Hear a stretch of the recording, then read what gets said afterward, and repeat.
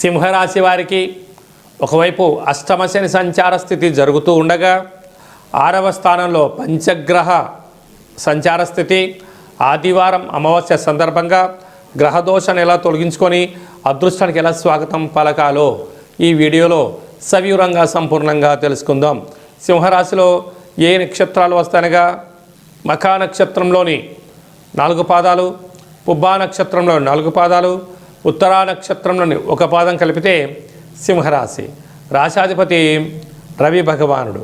వీరికి రాశిలోనే కేతు సంచార స్థితి, సంతాన స్థానంలో బుధుడు, వివాహమైనటువంటి దంపతులకు పుత్రిక సంతాన యోగము, పిల్లల యొక్క చదువు అభివృద్ధి యోగదాయకం. ఆదివారం అమావాస్య మరియు ఆ తదనంతరం వచ్చిన 19, 20వ తారీఖున ఆత్మకారకుడు రవి, మనఃకారకుడు చంద్రుడు, రుణరోగ శత్రుకారకుడు కుజుడు, బుద్ధికారకుడు బుధుడు, కళత్రతకారకుడు శుక్రుడు రుణరోగ శత్రుస్థానంలో సంచారం చేయడం వలన అనేక రకాలుగా ఇబ్బంది కలగబోతుంది. ఇలాంటి కాల సమయంలో మానవ ప్రయత్నంగా మౌనం, ధ్యానం, ఏకాగ్రత, సత్ప్రవర్తన, దేవతారాధన, కులదేవతల దర్శనం, గృహంలో తప్పగా ఒక గుమ్మడికాయను పూజ చేసి ఇంటి సింహద్వారాన్ని కట్టుకోవడం, నారికేల దీపాన్ని ఇంట్లో పెట్టుకోవడం, గుమ్మడికాయను పగలగొట్టి ఇంట్లో కాళ్ళ భైరవ స్వామి యొక్క స్మరణ అవసరం.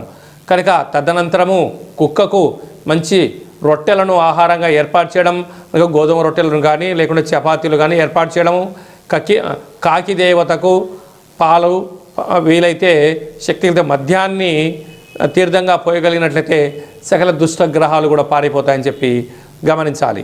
అలాగే అష్టమంలో శని సంచార స్థితి ఉంది కనుక ఈ అమావాస్య, ఈ పంచగ్రహ కూటమి కాల సమయంలో దూరవాయు జల ప్రయాణాలు పెట్టుకోవద్దు. వీలైనంత వరకు కోపానికి దూరంగా ఉండండి, మౌనంగా ఉండండి. ఏదైనా పనులు చేయాల్సి వస్తే ఈ 4 రోజుల పైన పనిని వాయిదా వేసుకోవడంగా ఉత్తమోత్తంగా భావించగలగాలి.